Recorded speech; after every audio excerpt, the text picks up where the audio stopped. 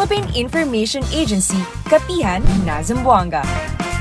Sharing with you timely, accurate, and relevant information regarding government programs, projects, and activities. Catch us every Thursday at 4 p.m. on eMedia.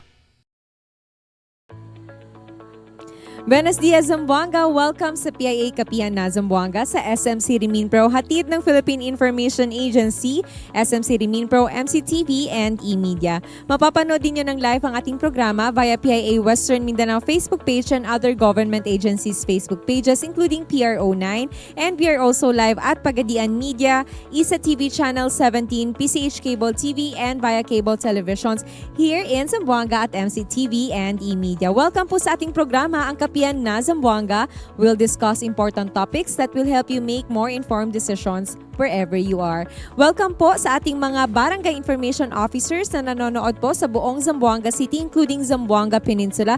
Welcome po sa ating programa. Pag-uusapan po natin ngayon ay ang mga programa patungkol sa ating mga kabataan or children, no? Yung mga programs and of course yung services din ng Katilingban sa Kalambuan Organization Incorporated. Mga kasama po natin ngayon sa ating program, we have Kenny Ivan Bukoy, the Monitoring and Evaluation Officer. Together with him is Riza May Alaban, the Advocacy Officer, both from KKI. Welcome!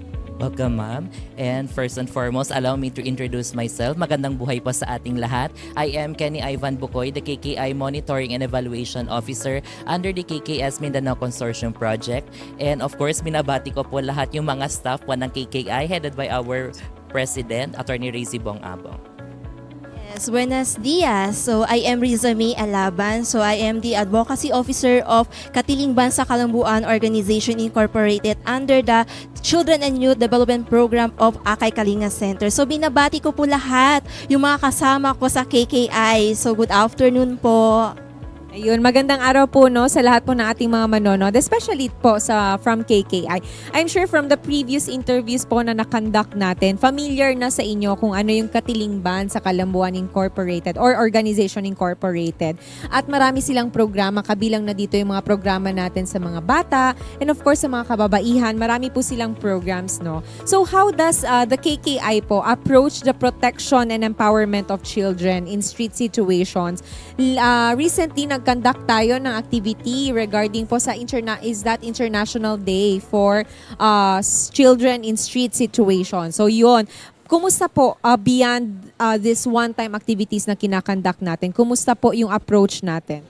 Okay, so aside from that, as you mentioned earlier about the International Day for Children in Street Situations. So, successful po yung event namin. So, every year po ito, sinaselebrate or kinemomorate natin yung International Day for CISS every April 12. So, ginawa lang namin yun na April 11 because Sunday po yung April 12. So, that's why. So, beyond that, may different approaches din when it comes sa mga activities for the children, especially for the children in street situations. So, we have shelter, the Akay Kalinga Center, which caters the CISS or the children in street situation. And also, we have another shelter, which is the Tanglaw Buhay Center. It caters the survivors and victims of trafficking. So, under sa akin po, so doon po sa Akay Kalinga Center, we provide a 24/7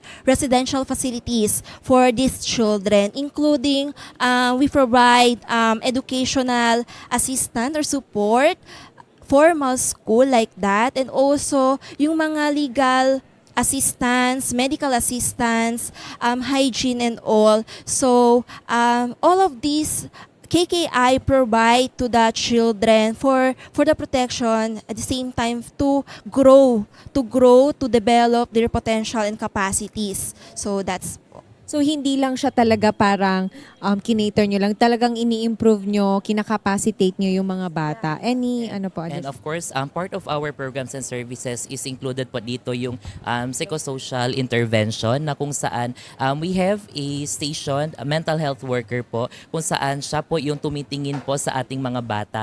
So as part po of our practice, so KKI also conducted empowerment and enrichment sessions that is conducted by our social workers every Saturday day since yun po yung mga vacant time na mga bata. And at the same time, yung empowerment and enrichment session, ito po yung mga sessions na nakakatulong sa mga bata na maging empowered sila. Dito po tinuturuan yung life skills, social skills, and lahat po ng skills na appropriate para sa kanilang age po na pwedeng makatulong sa kanila for their personal development and including po yung mga skills development po na pwedeng ma-empower yung mga bata. And aside from that, we also have a intensive trauma healing since yung mga bata din po natin, though mga children in street situations, they are exposed to the different hazards and definitely po may mga traumatic experiences din po sila. So through that intensive trauma healing din, ito po yung process na kung saan pinaprocess po natin yung or pag-regulate po ng mga emotions nila.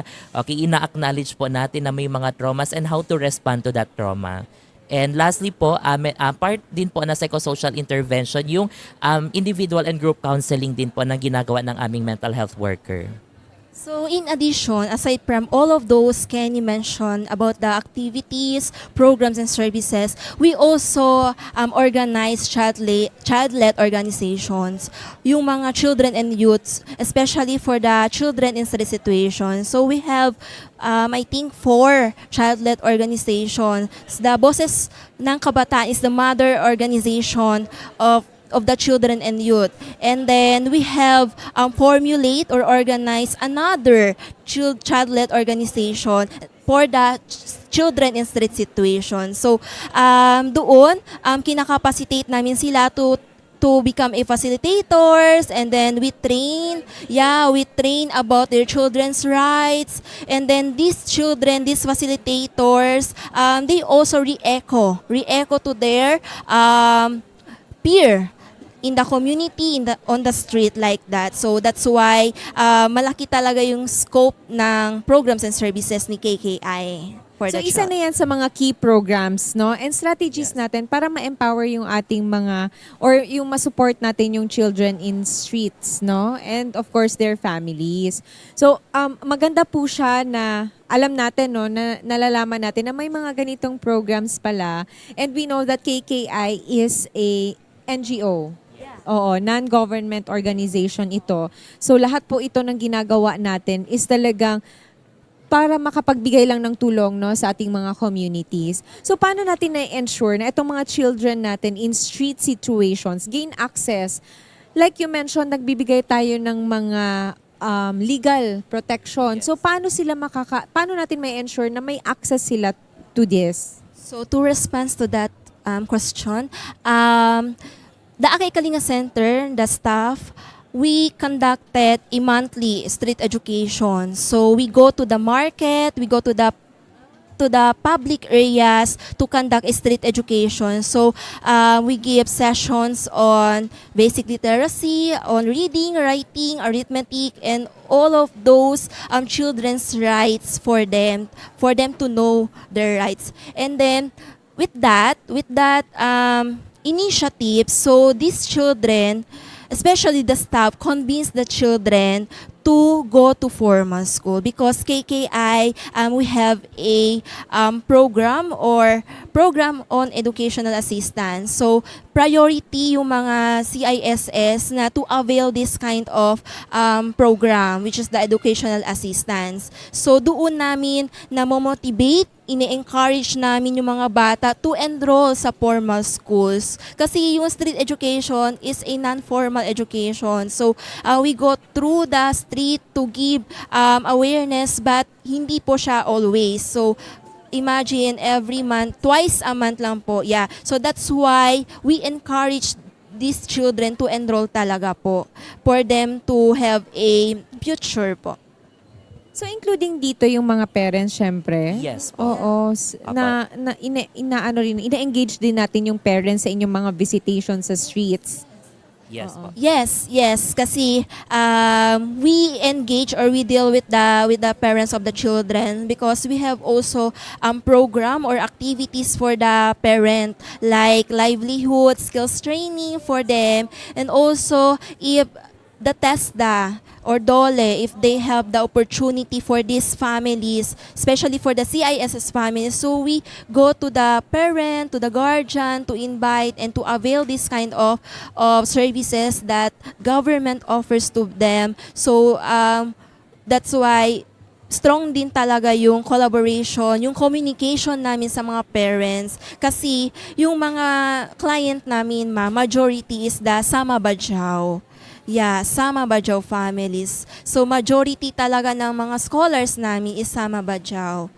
Yeah. So we understand that these children, actually our education here, formal education in the Philippines, free naman talaga yan. But the challenge is yung sustainability. Syempre may mga gamit yan sa school, Yes. uniform, no? Yung The school mga supplies. yes, school supplies. So ito yung mga napo-provide ng inyong scholarship. Yes po, yun po, yung mga school supplies, like, and also may mga minimal expenses naman din sa school like PTAP, so they can avail or access to from us. And also yung mga, like, processing of their birth certificate, we provide din also. From start talaga, in the beginning of their formal school, may assistance na binibigay yung ating organization. Ano naman yung biggest challenge natin in addressing the needs of the children? How are you responding to them? So one of the biggest challenges ng KKI when it comes sa education or formal education, yung hindi natin maiwasan na ma-drop out yung bata. Hindi, kasi yung mga parents nila, ito pa yung nagpo-force na to have a economic living sa street, to engage different economic activities like begging, parking boys and girls, pagbebenta ng plastic sa public market. So, hindi natin maiwasan na itong mga batang ito ay mag-drop out talaga. So, that's why itong challenge din sa amin kasi pumupunta kami sa bahay, nagkanta kami ng home visit to reach the children, to know their whereabouts, kung ano na nangyari, ano yung situation ng bata ngayon. So, some of the parent, hindi na talaga, ayaw na nilang pa-aralin yung mga anak nila. So, kami, nandito lang kami, continue to support, pero hindi natin masasabi ba? Kasi, We cannot force kasi. yeah. Oo, kasi depende sa living situations Yes. din ng families. So, At saka, isa din sa challenge, yung support. Yung support sa operation ng centers. Yes. Yeah, kasi we have Actually, limited funder. we have 2 residential-based facilities, though accredited siya ng DSWD, but then all the operational expenses goes to KKI. So, just imagine, sa isang center, nagkikater ng sa Aki Kalinga Center, parang 24-hour shelter na drop-in din siya.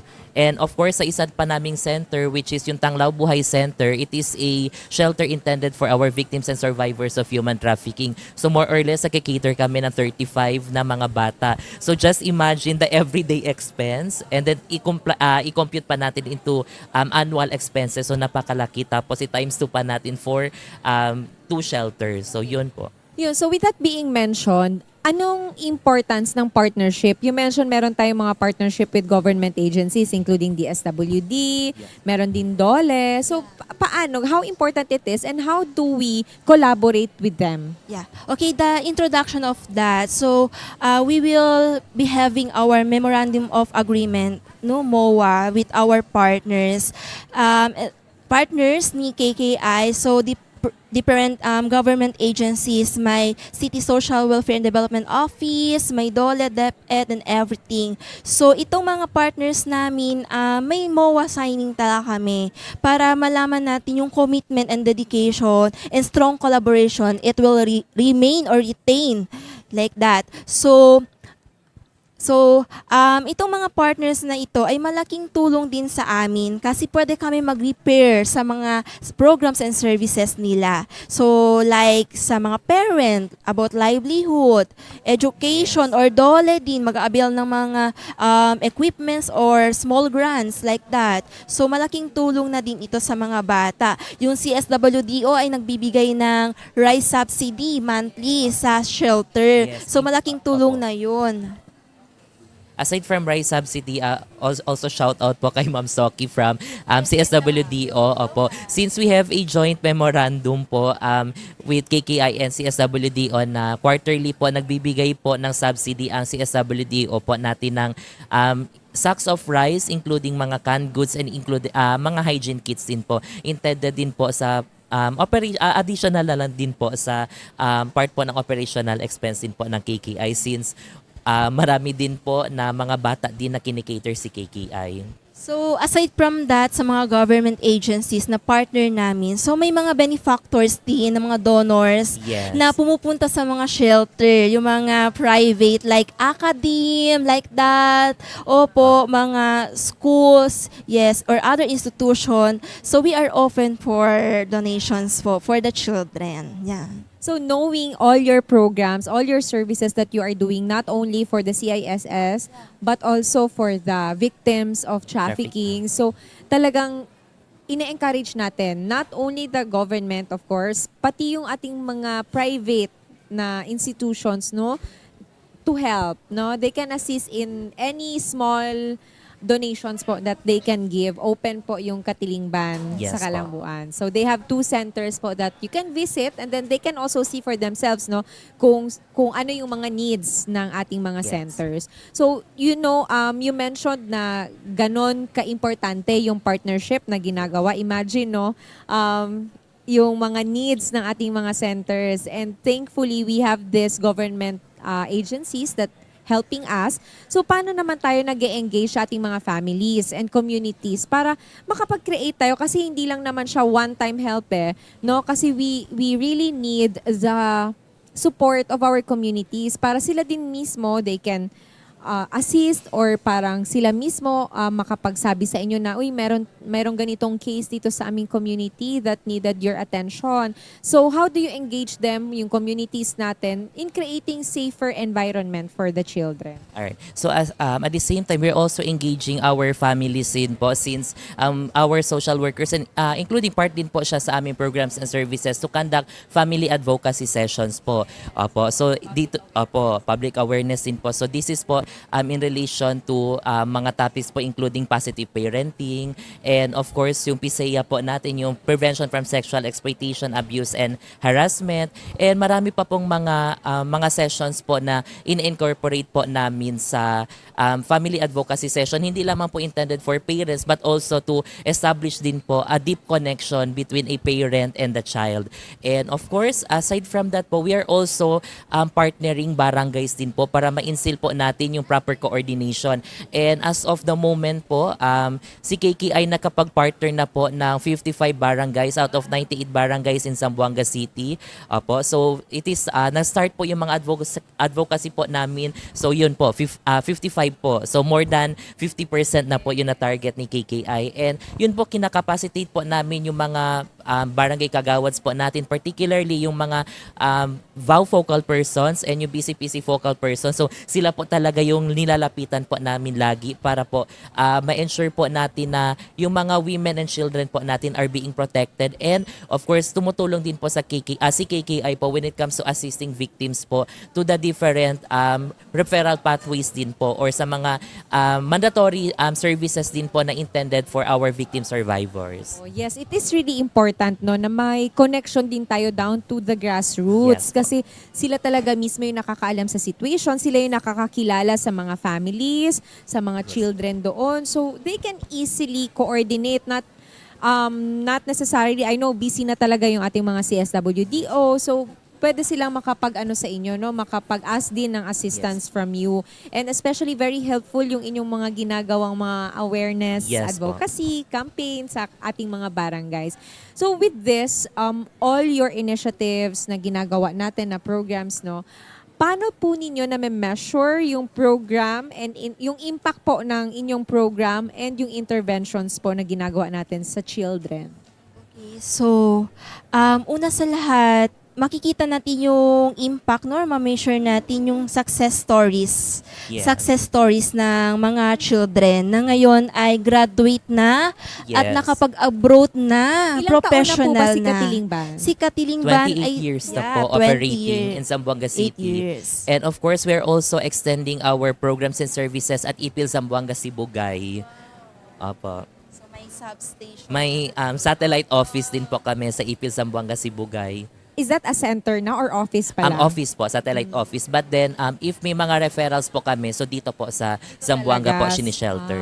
Okay. So, ang ganda po no, na meron na tayong mga success stories na dati ay tinutulungan lang natin na makapag-aral, tapos na rescue pa natin, na reintegrate pa natin, no? So, it's good news, no? Yes po. Magandang pakinggan yung mga ganitong mga advocacy natin. And in addition, aside from success stories, may mga awards din na re-receive si KKI. Yes. No national awards. Opo, National Award from Interagency Council Against Trafficking, and of course, and other awards din po, whether from the national, regional, and including local levels din po. I know very active talaga si KKI because nagpa-partner, parati kayong present sa mga mga regional interagency Yes. committees, council. So andun talaga si KKI. So kaya aware yung ating gobyerno na merong ganito, and then mabilis na lang yung assistance din ng government, no, Yes. sa inyong organization. Pero beyond all this po, anong gaps na nag-exist pa rin, no, in your services or policies for children in street situation or even sa mga victims of trafficking, and how can this partnership help address them? Ano yung mga gaps na nakikita pa rin natin sa mga ginagawa nating programs? Alright, so isa po sa mga challenges din po namin, particularly po sa Tanglaw Buhay Center, is yung wala po tayong direct shelter intended for victims and survivors po ng trafficking, particularly po males and mga LGBT survivors po natin. And currently, ito pa din po yung mga tawag dito. Ito, isa pa rin po siya sa mga challenges din po So natin. women and children lang pa rin? Actually po, girls lamang po yung kinikater po namin under the age of 18. Opo, sa Tanglaw Buhay Center. Opo, so yun po, challenge din po namin wala pa pong for male. But then, may mga initiatives na po minumove from the city level. So hopefully po, baka anytime, baka ma-approve. Sana nga, hopefully. Yan po yung nilulook forward po Oo. natin. Yes po. So in addition of that, aside from about the shelter, the facilities, ito din yung pinaglalaban natin, no, yung local plan for CISS or yung tinatawag natin na Philippine National Multi-Sectoral Strategic Plan for CISS. So, kasi kailangan po talaga ito ng LGU natin na makascade at ma-implement talaga yung mga programa na nasa document ng plan for CISS or local plan for CISS kasi it will run through 5 years kasi may phase 1 na ito nag-start noong 2020 until 2025 and then phase 2 na ng local plan ng CISS 2026 to 2030, but then we do not see or we don't see kung ano yung mga improvements, kung may